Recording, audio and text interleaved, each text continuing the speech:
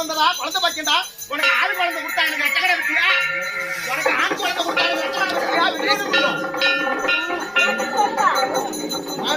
உனக்கு வந்து ஆண் குழந்தை தரேன் என் பேர் மாசின்னு வைக்கணும் என் பேர் மாசின்னு வைக்கணும் சரியா மாசி